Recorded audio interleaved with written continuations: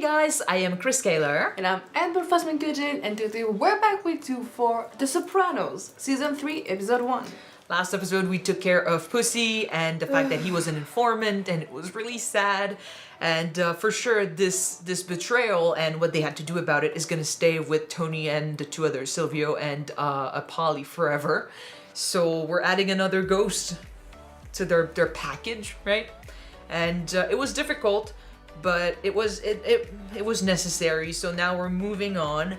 We had a reminder at the end of last episode of every little business they have, every little influence that they hold to allow the little family to live their lie and keep smiling in front of the cameras. And Meadow graduated.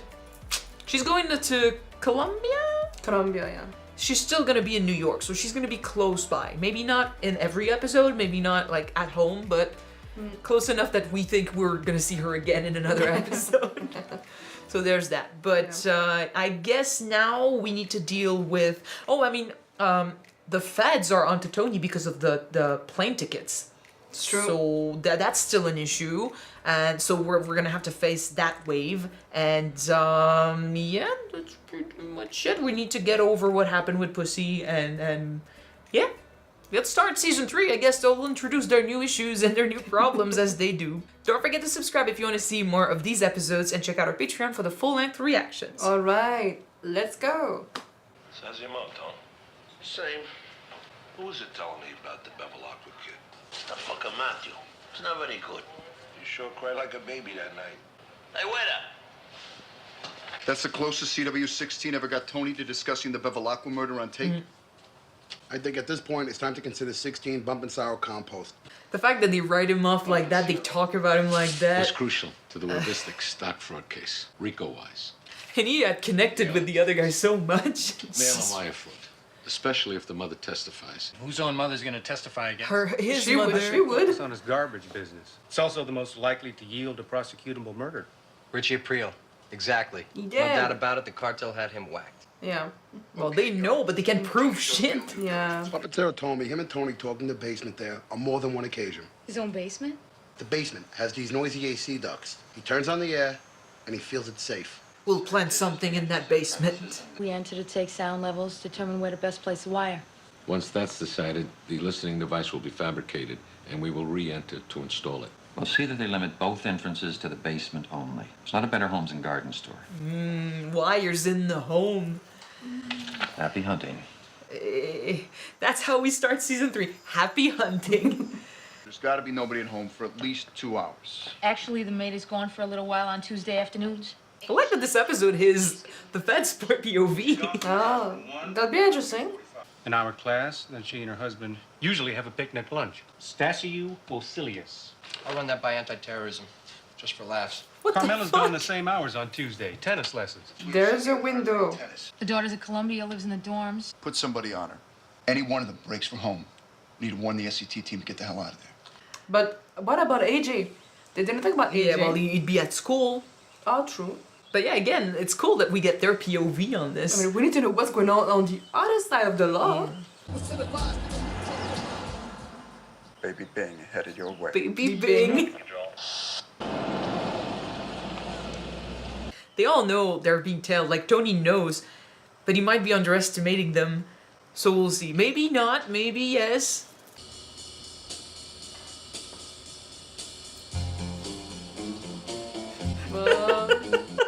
You have visual contact with Princess But Big. it's kind of like Princess Pig. It's kind of like mocking their little thing that they've got going. To be fair, Tony mocks them constantly. A cool transition to this. Every breath you take, I'll be watching you. It's a good mixed up, yeah. Control, we're headed into the sausage factory. The sausage the names and the codes and shit. Gotta be careful. Because if we start the season with this and he doesn't realize, will be freaking out. It's kind of like they've introduced something and we'll be watching for the bomb to explode all season. What the fuck you doing? Wash my hands. You just washed your hands. Then I tied my shoes. So what? You ever go to tie your shoes and you notice the end of your laces are wet? You go to public bathrooms, you stand at the urinal. Yeah, wash your hands. He's asking me, I'm telling him. I'm eating here. Never a dull moment with Polly. Never. Your average man's shithouse is a fucking sewer. Piss all over the fucking floor. True. Urinals jammed with cigarettes and mothball cakes. Even if you keep your shoes tied and you're not dragging your laces through urine, oh, shut the fuck up. We're eating here. I'm clipping a siren wire. Pick it, Wilson. Look at the pros. But you remember Pussy trying to be Like that. like that and running It is someone crazy. over. They are criminals. Like what they do is bad, and they are looking for proof for sure. But it's crazy how easily people can get in your home. I mean, when they know what they're doing. Yeah. You're not hungry? I got no appetite. Today would have been our birthday. Our birthday. His twin. Because you guys mentioned something I did not realize last episode. It's true, yeah. His twin was killed at the beginning of season 2. Who was born first, you or Spoon? Philip was my kid brother. Hey, it was a fucking tragedy. It's you caused. It's the life we chose, am I right, Pan? But my brother was never a heavy guy with anybody. I mean, he was a sweet, gentle man. Your brother was your twin brother. Billy, somebody whacked the kid Somebody. a couple months before you came over. There's a twin bond. You can't understand You it. okay with onions, right? And again, just having the friends talk about this like they didn't do anything. Very unhealthy. Does he have a good feeling about what happened to his twin? I don't know. I don't think he... I mean, beyond the twin bond, living in this world, maybe he'd make a connection. I miss him so much. Yeah, well, that's natural. But you're with us now, so why don't you, We'll replace the brother we killed. the Junior's crew? Your and, twin that we killed? You want to commit suicide? Tie your shoes and have a bite of Brajol.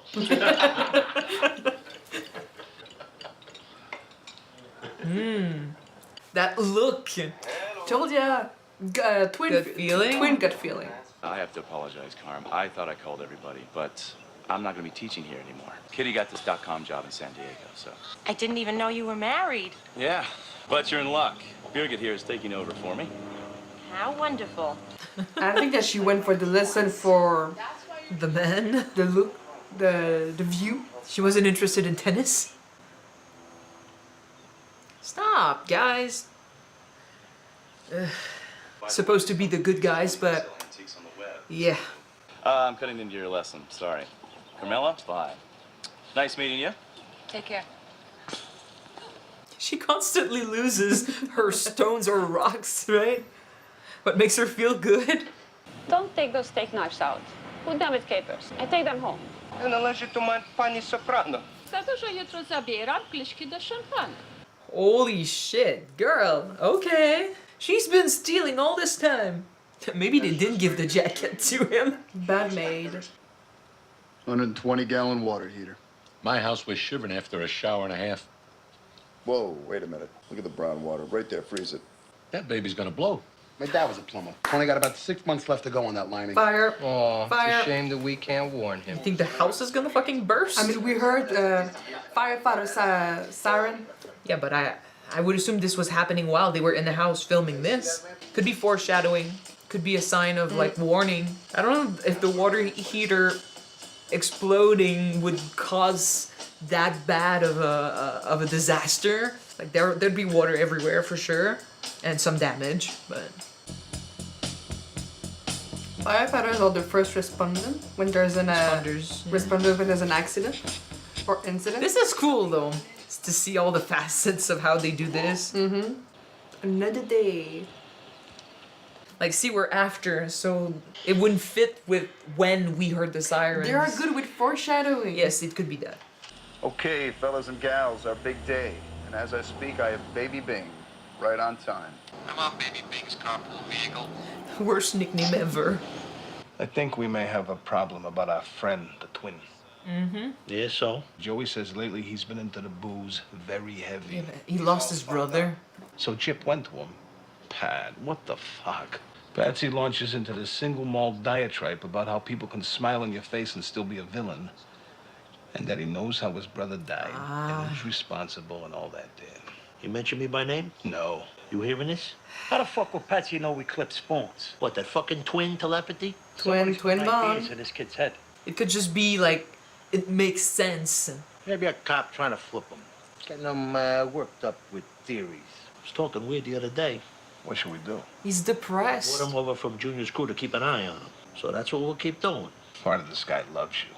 But it's gotta be hard coming into work every day, looking right into the eyes of the guy you know ordered your brother whacked. And even having to smile. We always had the option. But the more friends you kill, the less friends you have, man. You'll end up with no crew.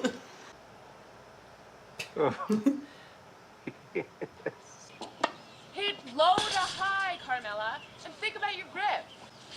Fuck! Nice extension. Ah. Carmela's making efforts and you're pushing her down, but you're okay with... She might be into Adriana then. Let me work with you here. Calm you. Oh yeah, she wanna flirt with Adriana then. Follow through. Okay, no, I told you.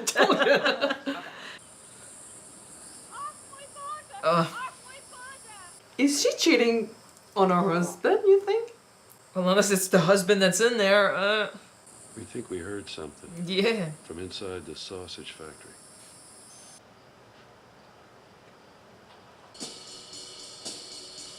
She's leaving the court. Bingo's leaving the bingo. They're bingo. They're all freaking out. She's turned onto Boxwood Road. She's heading toward the factory. Something happened. Well, unless the maid was saying, oh my god, because she noticed something, or maybe the heater exploded. Maybe. Not suspicious at all. Really not. Must be a crisis with one of the children.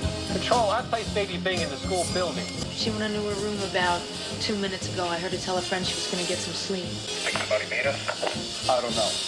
But we're finished for today here, ladies and gentlemen. What happened? Ah, so maybe you should have, been on that. 10 years.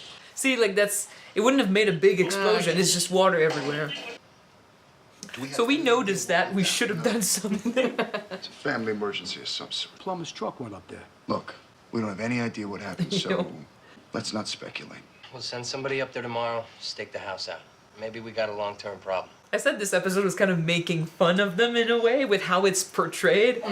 Them making mistakes like this just helps the point. Is the kid homesick from school? I don't see him, but I see an arm. It could be Tony. He's eating sugar pops. The fuck? Is that Pat Parisi? Oh. Oh, shit. So he did feel what was going on. Oh, shit. Shit. What should we do? Ah.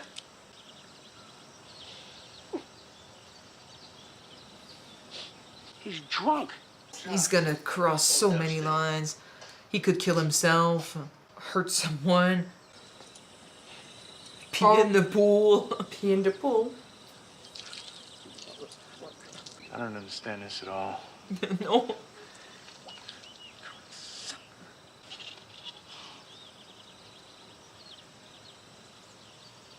I would almost expect her to.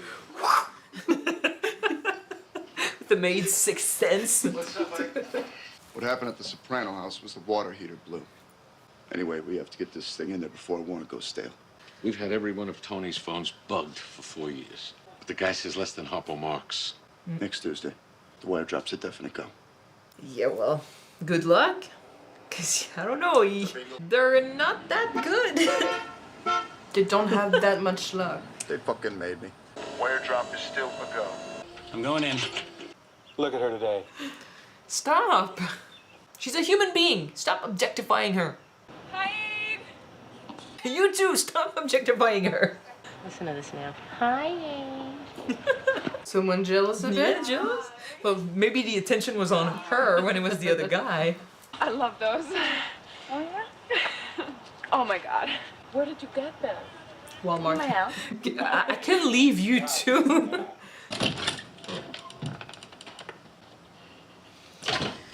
You have no idea how close it got with him. And if it doesn't get resolved in this episode, I'll be stressed about it whole season. Yeah. You got a problem? What? A big one. I said, you got a problem. Maybe you got a fucking problem, like you don't like being here.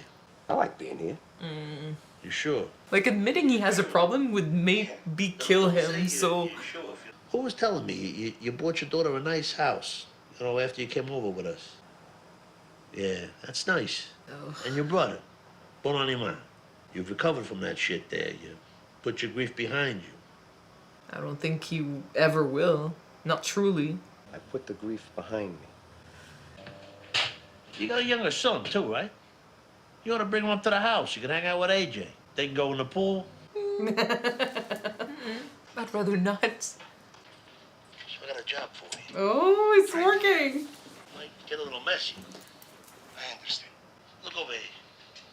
Minimization, 40 seconds. The old one blew. Flooded the whole goddamn place. It could have been anything. They're not discussing OC. What if they discuss it after? 2 minutes. We're allowed to check back in. You gonna use this? You want to take it? No, you go ahead. What's good coffee this morning? Vienna roast. It's not as acidic as the Italian. Clean me right out. What you need is more roughage overall in your diet, is what you need. That must be so boring. No, that's something stuck in Part my of the teeth for job. 2 days now. Jesus. But if anything, it's working. And that means all season we're gonna be freaked out about what he talks about in the basement. Yes, he can hear.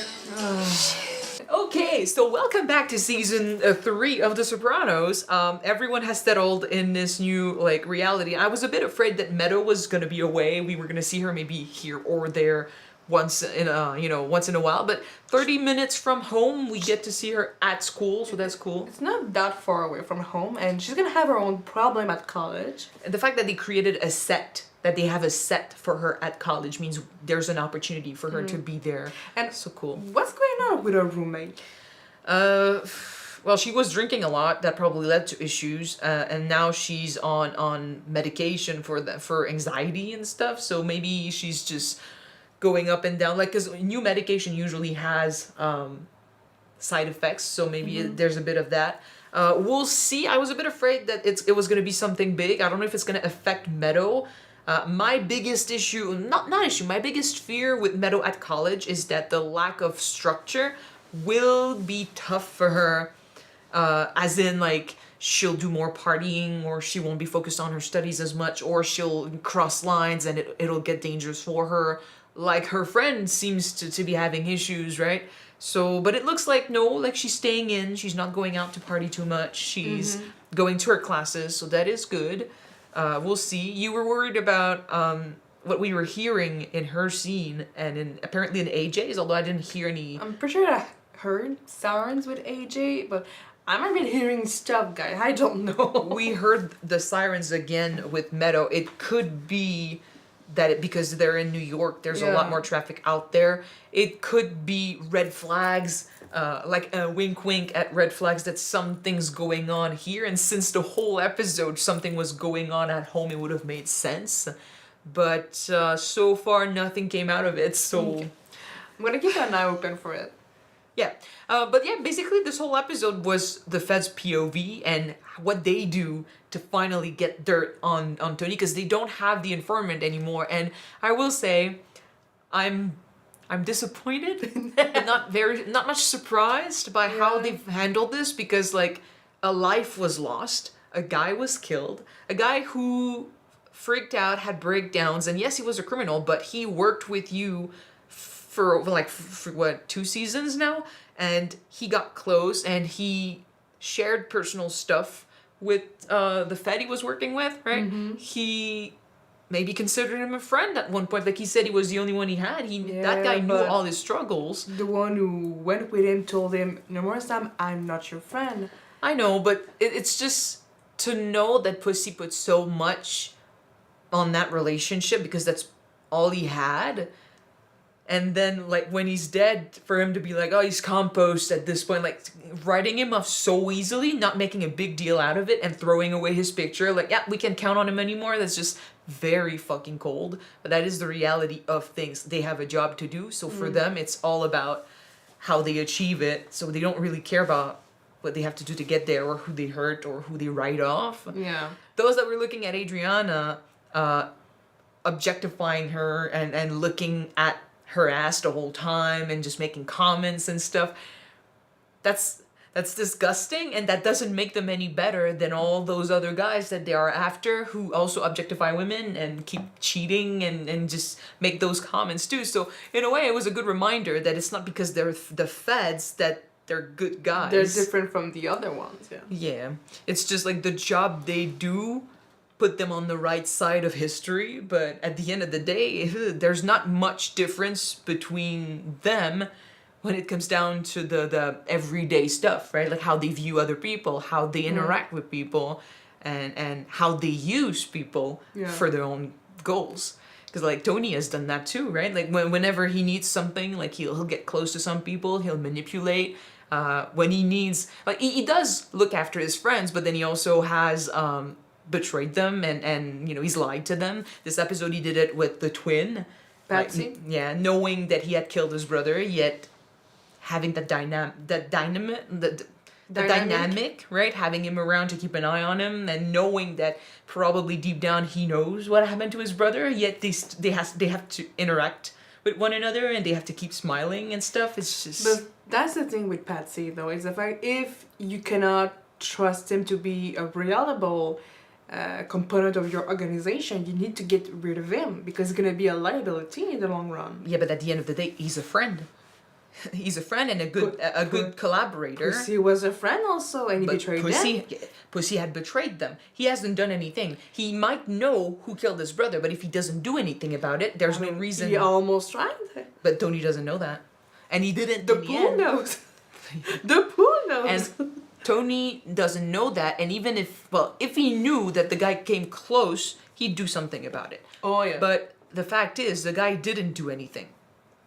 It might not be a happy thing, it might not be easy for him to do, but at the end of the day, he lowered the gun. He is still angry, but he chose not to kill Tony because I guess he sees more benefits in keeping him around, having him alive. And maybe he's just not into killing people, right? Maybe it's just too much for him, so he's not doing it. The thing is, though, since he's going to be around and he knows who killed his brother and he's still dealing with the grief, even though he says it's behind him, I'm going to be worried about him snapping the whole season. I mean, Tony was real subtle about the fact that, oh, you have a daughter, right? You bought her a house, it's nice. And you have a younger son also, bring him home. He's going to play with AJ. Kind of a saying. You have people that you cared about, I can take care of them. So... Or, like, just you have a good reason not to fuck this up. Yeah. Real smooth about it. For pushing on that, yeah. But and like he I knows, said, Patsy knows. Just saw his face go, oh shit, yeah. I know that you know that I know that you know. They both knew that, oh, I know that you know I did it. I know that you did it. But they have to keep pretending because that's the business. And he needs those people because if he starts killing allies left and right with barely a good reason to do it, he's not going to have many friends left. So, yes, the guy has a reason to go after Tony, but if he doesn't do anything, Tony can't just start killing people. Yeah, but seriously, if you disagree with me, let me kill you. I forgot that he had a twin brother. It is from a lifetime ago. That's last season. A lifetime ago, that's what I said. Last episode. But you said, guys, because they love the actor so much that they brought him back as a twin brother. Because I didn't realize it was a twin or the same like actor or whatever. I forgot what the guy looked like at the beginning of season 2, and like for real, he was there 2 seconds. You can understand that, right? I don't want to say because they all look the same. I mean, it's the same actor. It's the same actor. It's the same actor, so of course. He's a twin. Of course, he looks the same. But yeah, like comparing that to the feds, they both, Tony and the feds, they both use people for their own gains, and when it matters to them, they both disregard other people's feelings and worth. And that's not necessarily fair to say, because with Tony, he had to take care of friends and he had to, get rid of friends, and it hurts him every time. But the job demands it, just like with the feds, the job demands it.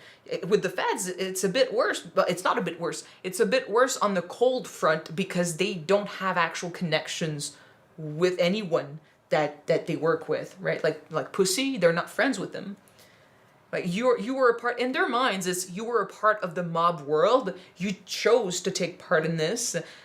We caught you and gave you an opportunity, and you helped us out. But if you get taken care of, like if they find out that you were an informant and they get rid of you, you only have yourself to blame. It's like they won't be able. Like if they blame themselves, if it hurts them and they put guilt on their own shoulders for Pussy's death, they won't be able to work with the next informant that shows up.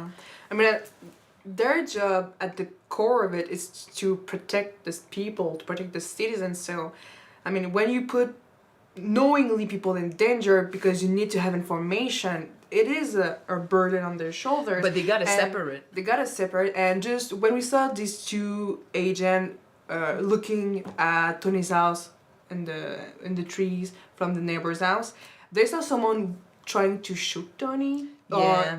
And they didn't do unstable, anything. and you can do shit because you need to stay put. Well, if they had done something, they would have blown their cover. Yeah. So there's that. Like they have to take a step back and allow themselves to do some bad shit, just like Tony, because they are on the right side of history, and it's necessary to get Tony. So I'm just saying that it's ironic that in this episode, having their POV, we got to notice how similar they are, except that they are enemies because one is a Fed and the other's a mobster. But still, some of the stuff they do is very similar, and one is applauded for it, while the other one is taken down for it.